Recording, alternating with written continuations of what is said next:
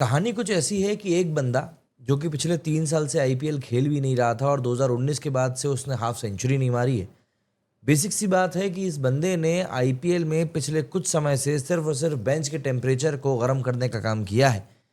आज उस बंदे ने बुमराह को ऐसा झटका दिया कि बुमराह भी 2 मिनट के लिए खिसिया गया कि यार ये बंदा कर क्या रहा है। एक ओवर में 18 रन, वही बुमराह के वर्ल्ड नंबर 1 बॉलर कहते हैं भैया उसको।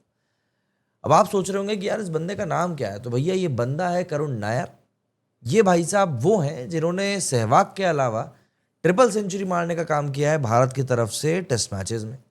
और भाई साहब दिल्ली के अरुण जेटली स्टेडियम में इस बंदे ने एमआई के टॉप बॉलर को जो रात में सूरज दिखाया है, आप सोच भी नहीं सकते कि इस बंदे ने क्या कूटा है। चाहे वो बुमराह हो, चाहे वो कोई भी बॉलर रहा हो एमआई का, हर कोई यही सोच रहा था कि यार ये बंदा कहाँ से कहाँ आउट ऑफ सिलेबस आ गया। और बोनस में बुमराह से जो इसका पूरा एक टकराव हुआ वो तो आपने देखा ही होगा। हार्दिक को भी वहां पर इंटरफेयर करना पड़ा और रोहित भाई साहब वहां कोने में खड़े होकर मुस्कुरा रहे थे। मतलब आप कह सकते हैं कि एमआई की ये जीत सिर्फ एक जीत नहीं बल्कि फुल ऑन मसाला मूवी का ड्रामा था, जिसमें एक्शन और मसाले का एक परफेक्ट ब्लेंड था। सीन कुछ ऐसा था कि दिल्ली कैपिटल्स चेज कर रहे थे 206 रन। जैक फ्रेजर पहली बॉल पर आउट हो गया और डीसी फैन सोच रहे थे कि अब तो दिल्ली गए हो। लेकिन इसके बाद एंट्री मारते हैं करुण नायर एक इम्पैक्ट सब्स्टिट्यूट के तौर पर। लेकिन इम्पैक्ट तो पूरा का पूरा एक अलग ही लेवल पर एपिसोड पर लेकर चला गया ये बंदा।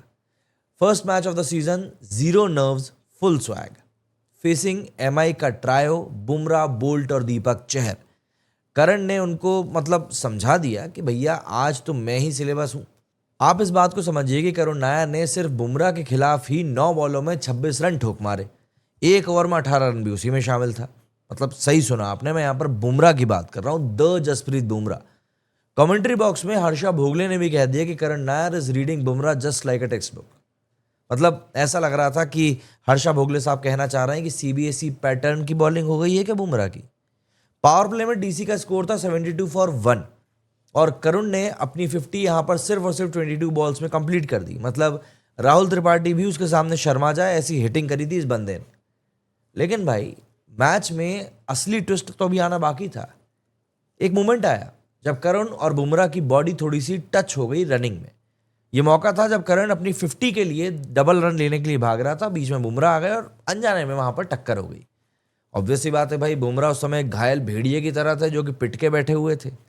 तो ये जो दोनों की बॉडी का टचराव हुआ ना, टचराव इसलिए कह रहा हूं क्योंकि टची हुए थे, टकराए नहीं थे। तो इन दोनों की बॉडी का जो टचराव हुआ, बुमराह को इसका गुस्सा कम था, लेकिन जो बल्ले से करुण ने कूटा था उसका गुस्सा ज्यादा था। बुमराह बोले तू लाइन में क्यों आया। करुण ने कहा भाई मैं तो बैटिंग कर रहा हूं, रन ले रहा हूं, मतलब मैं क्यों आऊंगा। और बस यही छोटी सी जो तकरार थी ये थोड़ी बढ़ गई। थोड़ा गुस्से वाले लुक्स आ गए, थोड़े वर्बल एक्सचेंज हो गए। बुमराह तो भाई फुल तंदूर मोड में था, पिट के जो बैठा था। और हार्दिक पांड्या ने आके करुण नायर से यहां पर बात करी, सिचुएशन को थोड़ा सा शांत कराया। लेकिन सबसे वायरल रिएक्शन तो वहां पर रोहित शर्मा का था और कैमरे ने उसको पकड़ लिया। रोहित का फेस यहां पर यही कह रहा था कि मैं यहां पर क्या करूं, मजा आ रहा है।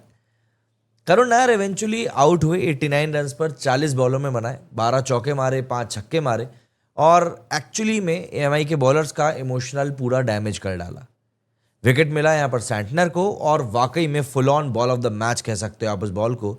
लेकिन तब तक करुण नायर काफी हद तक डैमेज कर चुके थे। अब सवाल ये आता है कि ये फॉर्म आया कहां से। तो देखिए, करुण ने दरअसल विजय हजारे ट्रॉफी में विदर्भ के लिए बनाए थे करीब 779 रन इन 9 मैचेस। एवरेज रहा 389 का। जी हाँ, मैं एवरेज की बात कर रहा हूं।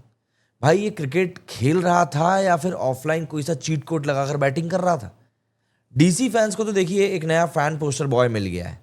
फ्रेजर मैकग्रेगर यहां पर मुझे लगता है चला गया है, नो प्रॉब्लम। करुण नायर की अब एंट्री हो चुकी है।